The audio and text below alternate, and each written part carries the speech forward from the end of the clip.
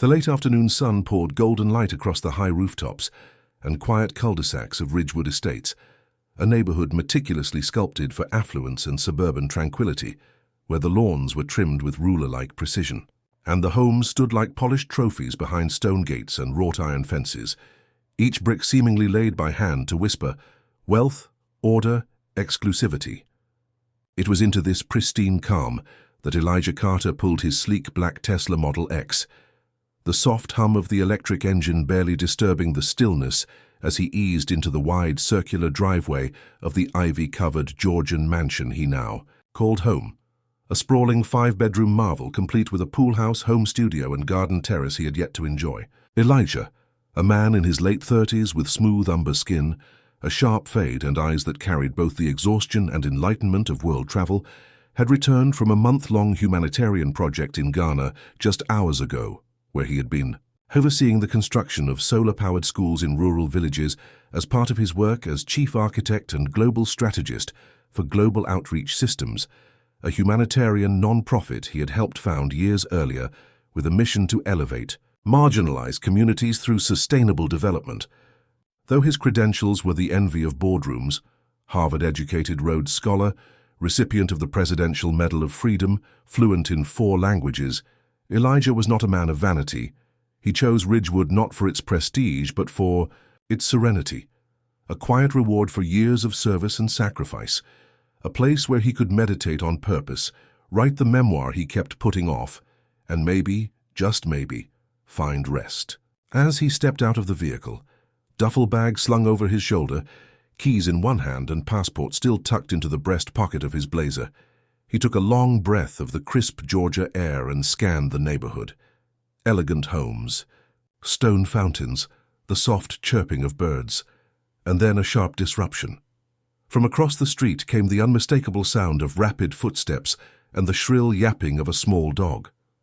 Approaching him with all the authority of a self-appointed gatekeeper was a middle-aged white woman with helmet blonde hair and a tight mouth pursed like she had just tasted something sour, her pastel windbreaker pulled taut over an aggressively toned frame and a leash in hand, tethered to a shivering Pomeranian wearing a rhinestone sweater that probably cost more than Elijah's duffel. Her eyes narrowed like a hawk's as she marched toward him, and before he could even mount the porch, "Steps," she called out in a tone both commanding and accusing. "Can I help you?" Elijah turned slowly, his posture relaxed but alert, recognizing the confrontation for what it was, an interrogation wrapped in a question. "No, thank you," he said calmly, shifting his bag onto the other shoulder. "I live here." She blinked hard as if trying to erase what she had just heard. "You what?" "I live here," he repeated, moving toward the front door and inserting the key. "Just got back into town." She crossed her arms and planted her feet like a sheriff facing down a bandit.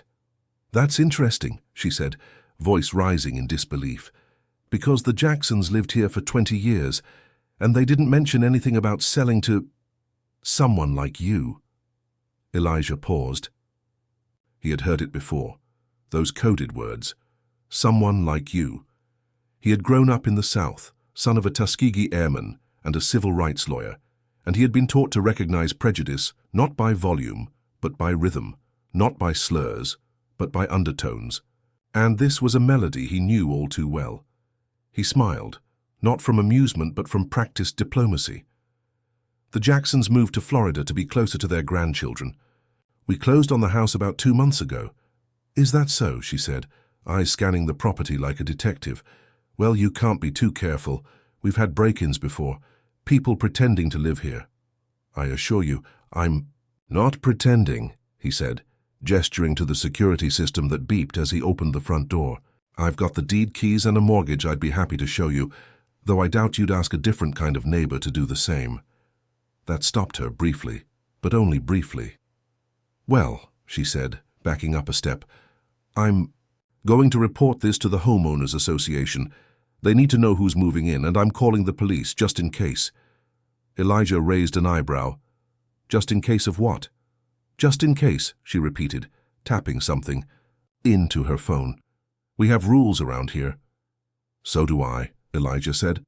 "And one of them is not threatening people for existing." But she was already walking away, her little dog bouncing behind her like a bobblehead, her voice climbing into urgent tones as she spoke to someone on the other end of her call. Yes, a suspicious man, late 30s, possibly dangerous. No, I don't know if he's armed, but he's standing on someone's property and won't leave. Elijah shook his head slowly and stepped into the cool interior of the house, the scent of wood polish and linen welcoming him like an old friend. The foyer opened into a wide hall with high ceilings and crown molding, a chandelier hanging like a frozen comet above the staircase. He dropped his bag and stood there for a moment, not angry but weary, not surprised but saddened. He had hoped that moving to Ridgewood would bring peace, not flashbacks. He looked around the house, his house, and wondered how many times this scene had played out for people like him, accomplished, law-abiding, respectful, yet rendered suspect by nothing more than their skin. He ran a hand over the antique banister and remembered the words of his grandfather, who had once said, "They'll question your right to breathe in the spaces they claim, but don't you ever question your right to be there." It wasn't the confrontation that bothered Elijah. It was the implication, the audacity of someone assuming ownership of his presence, the fragility disguised as vigilance. He had just spent a month living among people who had almost nothing and gave everything, and now, back in America, in a zip code full of privilege, he was once again made to feel like an intruder.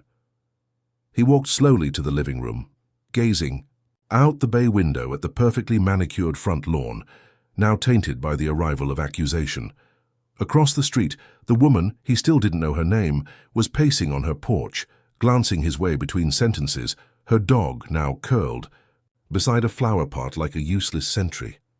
Elijah breathed deep, not from fear but from memory.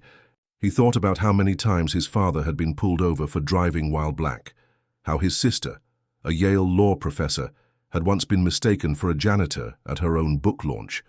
He thought about his own experience at the World Economic Forum, where a donor had assumed he was part of the catering staff until someone pointed out his name tag and title. And now, here he was again on trial for his own address. He turned away from the window and began unpacking, placing books on shelves, photos on the mantel, him shaking hands with African village elders, posing beside school children with painted uniforms standing on scaffolding under a Tanzanian sun. These were the truths of his life, achievements earned, not inherited. Outside, the neighborhood remained quiet, unaware that within the hour it would be visited by flashing lights, raised voices, and the uncomfortable confrontation of reality. But for now, the only sound was the ticking of the grandfather clock. In the hall, echoing through the house like a countdown to justice or another misunderstanding, Elijah stood in the center of his living room, a man caught between continents and centuries, between tolerance and prejudice, between his own peaceful intentions and the noisy insecurities of a stranger. And as the light faded from the sky, replaced by the growing shadows of night, he knew one thing with absolute certainty. This was not the end of the story. It was just the beginning.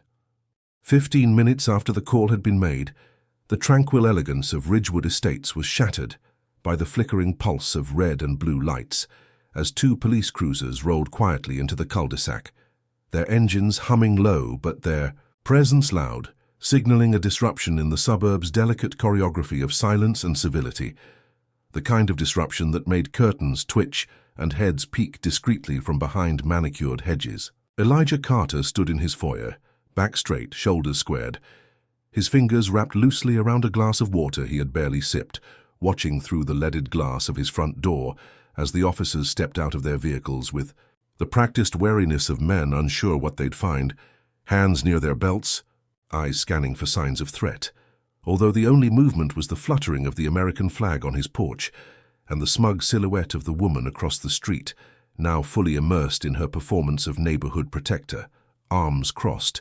Over her athletic jacket, lips curled in a self-satisfied smirk as she nodded slightly, as if to say, "There he is, the intruder." Elijah, however, was no stranger to this scene. He had lived versions of it before, in airports, in high-end boutiques, in boardrooms where he was assumed to be the assistant and not the architect of the entire meeting. So when the knock finally came heavy and deliberate. He didn't flinch or hesitate. He opened the door with the poise of a man who knew exactly who he was and why he belonged there. Facing the two officers who stood tall and ready, one younger with a hesitant air, the other older and stiffer, lines around his mouth that spoke of years on the job. "Good evening," the senior officer began, his voice firm but not hostile. "We've had a report of a possible break-in at this address." Elijah nodded calmly, stepping aside and gesturing to the open doorway. "I figured as much. Would you like to come in?" The officers exchanged a glance.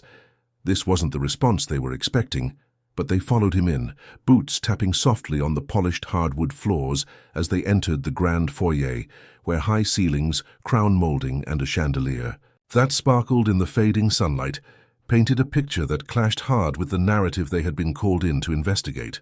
Elijah handed over his government-issued ID, his deed papers, and even a copy of his passport, all neatly tucked inside a leather folder he'd prepared before their arrival, not because he had to, but because experience had taught him that sometimes survival meant staying 2 steps ahead of assumption.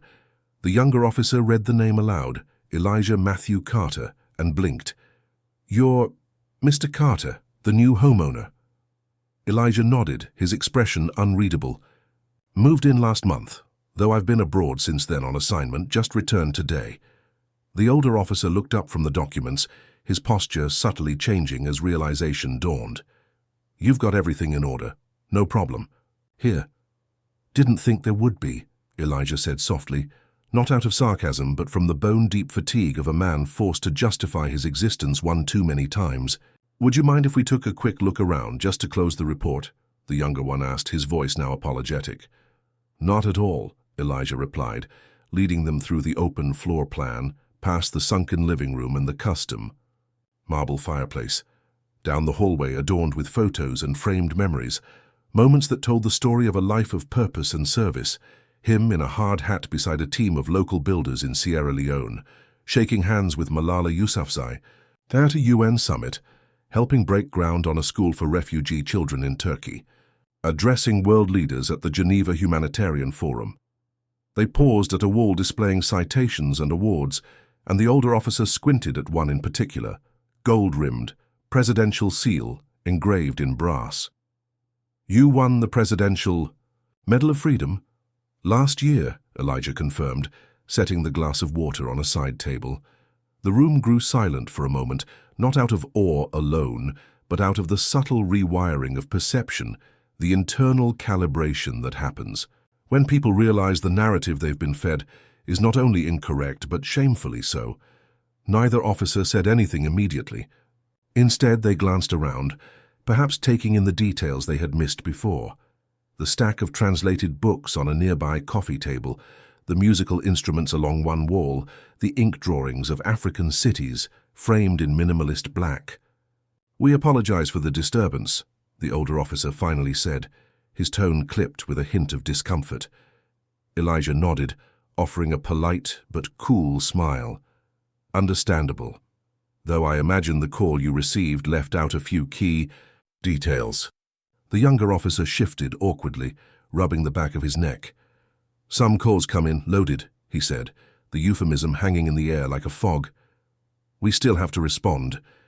Elijah walked them back toward the door, and as they stepped onto the porch, the woman across the street straightened, clearly expecting an arrest, a takedown, some kind of affirmation of her unspoken fears.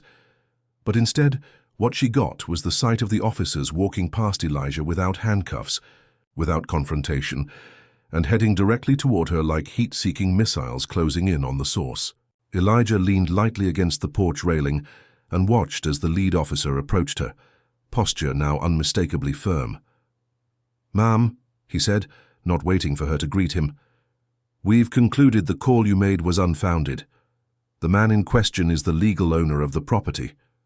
Deborah Klein, her name now spoken by neighbors under their breath as if trying it out, blinked rapidly, her expression flickering between disbelief and defensiveness. But he didn't look like he lived there. And I've never seen him before. I thought he might be dangerous." "Based on what?" the officer asked. "His skin color, his car, his luggage?" "No, of course not," she snapped, flustered. "I was being cautious. I'm just trying to protect the neighborhood. We have standards here." "Calling in a false report isn't protection," the officer said coolly. "It's harassment. It wastes our resources. It endangers lives. We could have shown up with our guns drawn." Deborah paled. "I didn't mean for it to go that far. I just thought—" "You assumed," he interrupted, "and now you'll have to deal with the consequences. This isn't the first time something like this has happened in communities like yours, and it won't be the last, unless people are held accountable." Around them, neighbors had begun to gather subtly, on porches, behind open windows, from walking trails that curved around the cul-de-sac, watching with a mixture of curiosity, discomfort, and dawning realization that their safe neighborhood had just been pulled into a national conversation about race, bias, and belonging. Someone whispered, "Isn't that the guy from the news, the one who built that hospital in Haiti?" Another replied, "He gave the keynote at that big UN conference last year, I think." The tide was turning, not just in the moment, but in the undercurrent of collective thought that stirred when illusion meets reality. Deborah's posture slumped ever so slightly, her righteousness deflating in the face of facts she could no longer ignore or twist to her comfort. The officers returned to their cruisers, but before they left, the older one approached Elijah once more. "Mr. Carter," he said, extending a hand, "thank you for your cooperation and welcome home."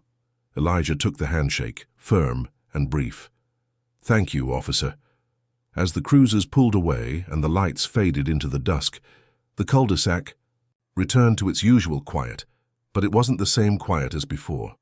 It was thicker, heavier, filled with unspoken questions and quietly shifting loyalties. Across the street, Deborah disappeared inside her house, curtains closing like a retreating defense. Elijah stood on his porch for a moment longer, watching the neighborhood as if reading the room of a very tense board meeting, and then he stepped back inside, closed the door with a soft click, and exhaled the kind of breath a man only lets out when he knows he's won. Not just a skirmish, but the moral high ground. He didn't gloat. He didn't post it online. But he knew somewhere in the echo of those sirens and the click of camera shutters, a story had been written, one not just about him, but about what happens when truth shows up on the doorstep. Calm, unshaken, and undeniable. You told us there was a break-in," the officer said to Deborah, voice low but firm. "Yes," she replied with false concern. "I feared for the safety of our community. I didn't know who he was." The officer pulled out his notepad. "You called in a false report. That's a criminal offense. The morning after the incident unfolded like the still moment after a storm, quiet on the surface, but charged with the tension of a neighborhood forced to confront its own reflection. And as dawn spilled golden light across Ridgewood estates, whispers spread like ripples in water, murmurs turning to speculation, speculation becoming conversations hushed behind hedges, over fences, and in discreet group chats between residents who now found themselves both fascinated and unsettled by what had occurred just hours before. Elijah Carter, seated at the breakfast nook in his sleek, sun-drenched kitchen, sipped his Ethiopian roast slowly, not with the anxious energy of a man looking over his shoulder, but with the calm of someone who knew time and truth were on his side. He had not posted about the incident. There were no Facebook updates, no tweets, no videos, and yet the story was spreading without his participation, fueled by eyewitness accounts and the growing awareness that something seismic had shifted in the neighborhood fabric, something that couldn't be patched up with a simple apology or polite denial. Across the street, Deborah Klein stood at her window, eyes darting nervously as she peered through the blinds, her morning now drenched in unease rather than routine. She had assumed her actions would be validated, perhaps even praised, but the fallout was mounting in quiet and insidious ways. Texts from friends that felt more like interrogations, a tense voicemail from an HOA board member, and a sickening realization that the man she had tried to cast as a trespasser was not only the legal homeowner, but a nationally recognized humanitarian whose face now appeared on her television screen in a rerun of a documentary about disaster relief efforts in Haiti. The clip played like a rebuke, showing Elijah amid rubble and ruin, coordinating aid with local leaders, translating between French, English, and Creole with a fluency that made world leaders take note and volunteers look to him for strength. Back in Ridgewood, the contrast was jarring. The same man who had been greeted with suspicion and police was now being discussed with reluctant awe. At the HOA office, the board convened in an emergency meeting after receiving the report from the police department about Deborah's false 911 call. There had been others before her, residents who had made quiet complaints about unfamiliar faces, who had whispered about changing demographics. But this was different. This had made the news, albeit subtly, and the weight of public perception now bore down on their manicured illusion of a flawless community. Some members of the board were defensive, suggesting it had all been a misunderstanding, while others, particularly the younger ones, argued that the HOA's reputation was at stake and that inaction would be viewed as complicity. Meanwhile, Elijah received a discreet email from a neighbor, an older man named Harold Green, who had served on the Ridgewood HOA board for over a decade and had quietly followed Elijah's work overseas through news articles and televised interviews.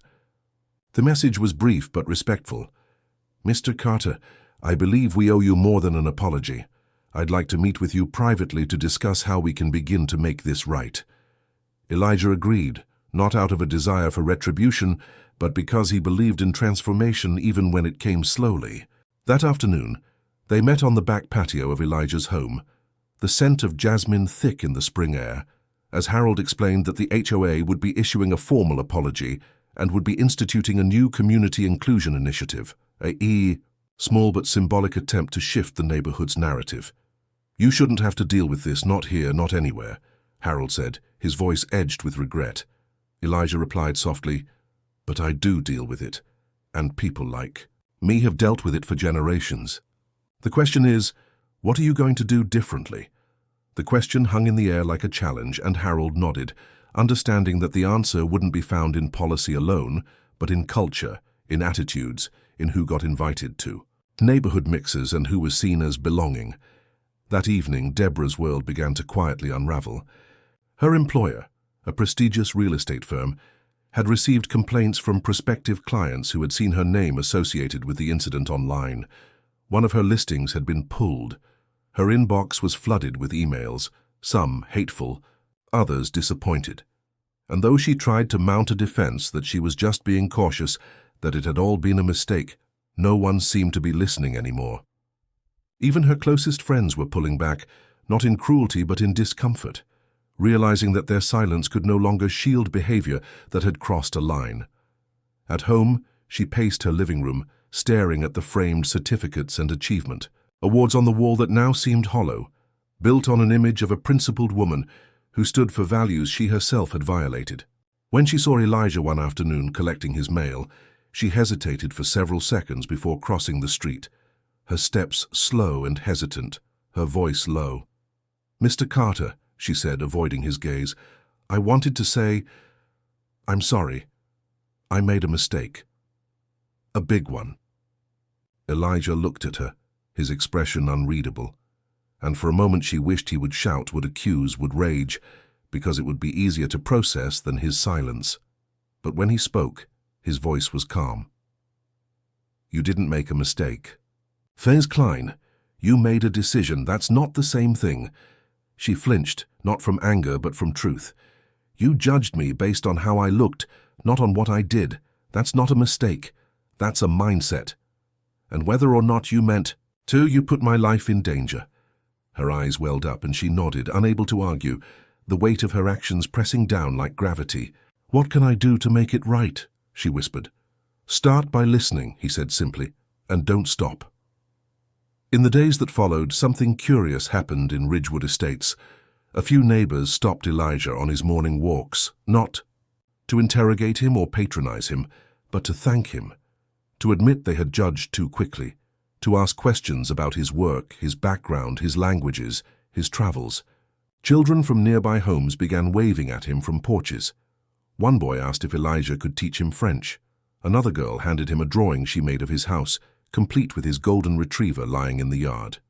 Change came not as a tidal wave, but as a series of ripples, small gestures, quiet conversations, moments of recognition. And though not everyone came around, there were still glances, still whispers. Elijah knew he had shifted something. Not because he demanded it, but because he embodied it. The HOA invited him to speak at their next meeting, not as a victim, but as a leader, and he used the opportunity not to scold, but to illuminate. He spoke of unconscious bias, of the importance of representation, of what it meant to be constantly seen as other, even when your deeds spoke volumes. His words were clear, powerful, and deeply human. And when he finished, even those who had once doubted him stood to clap, not out of guilt, but out of understanding. As the meeting ended and neighbors began to leave, one elderly woman approached Elijah, clutching a worn copy of a magazine with him on the cover. "I kept this," she said. "From the article about your hospital work, I never made the connection until now." Elijah smiled gently. "We all have blind spots," he said. "The key is not pretending they don't exist. It's choosing to remove them." And so Ridgewood began its slow evolution, not into perfection, but into a place that could hold more than one narrative, more than one kind of hero, more than one version of what it meant to belong. And as for Deborah, she resigned from her real estate firm and began volunteering at a local community center downtown, not for redemption, but for reckoning. Because sometimes the first step toward change is finally seeing the damage you've caused and choosing to do something useful with the broken pieces.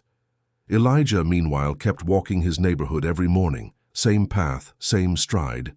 But now, when people waved, they saw him for who he truly was. Not just a man with a beautiful home, but a man who had reshaped the meaning of home for everyone around him.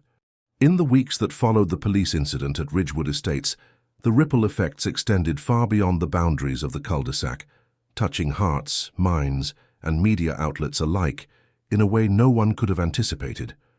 The story of Elijah Carter, the dignified man falsely accused by Deborah Klein, the neighbor who had called 911 to remove him from his own home, quickly became a beacon highlighting the enduring realities of racial prejudice cloaked beneath suburban facades.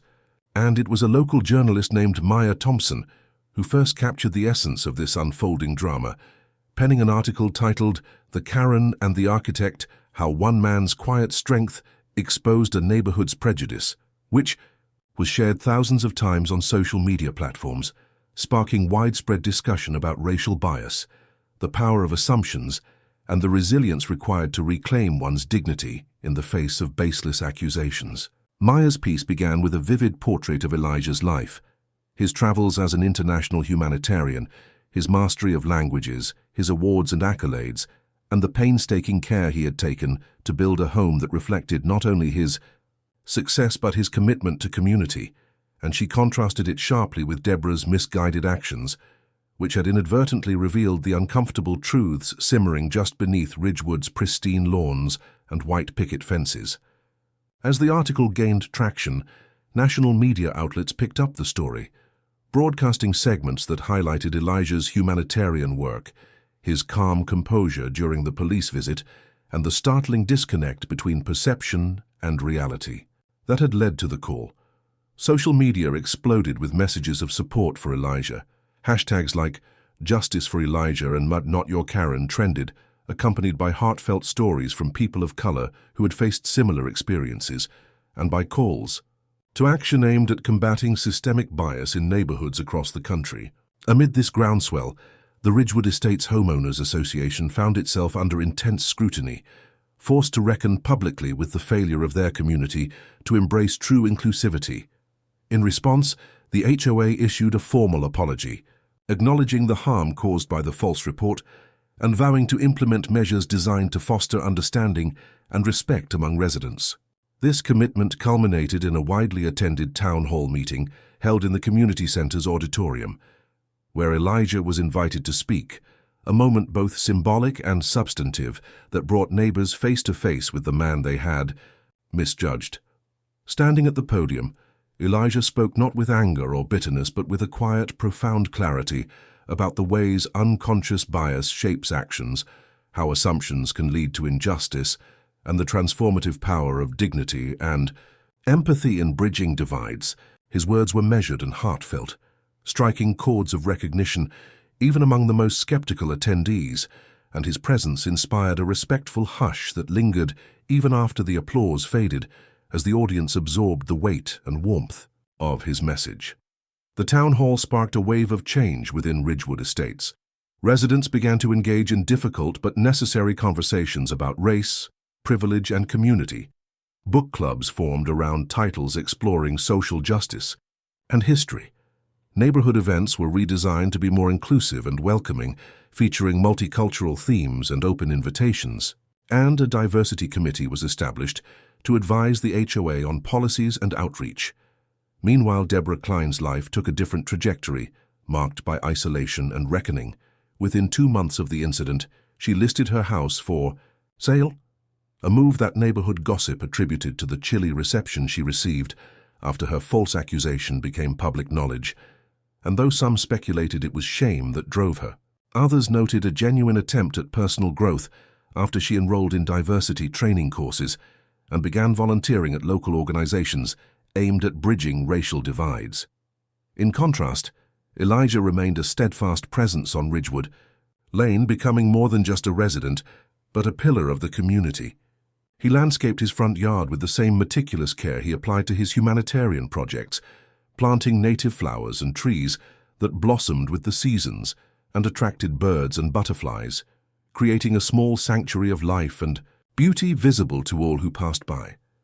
Each morning during his walks, he greeted neighbors with a warm smile and a wave, greeting even the most hesitant with patience and openness. He opened his home's library to neighborhood children once a month for reading sessions, where stories from around the world sparked curiosity and connection, weaving a fabric of shared experience that transcended color and background. And he mentored young adults interested in international affairs and language studies, fostering the next generation of global citizens. Over time, the silence that had once hovered like a heavy fog over Ridgewood Estates, the silence of suspicion, judgment, and exclusion, transformed into a silence of attentiveness and respect, a hush that carried the promise of understanding and the possibility of real community. Neighbors who had once avoided Elijah's gaze now nodded in recognition, some even engaging in conversations about their own experiences and hopes for a more equitable neighborhood. For Elijah, this was more than symbolic. It was deeply personal. After years of traveling to places torn by conflict and poverty, of being the outsider, who was often doubted or underestimated, here in Ridgewood, he was finally beginning to experience what it truly meant to belong, not just to own a house, but to live in a home where his presence was acknowledged and valued. He felt a profound sense of peace that transcended the physical comfort of his surroundings and spoke to the human need for acceptance and dignity.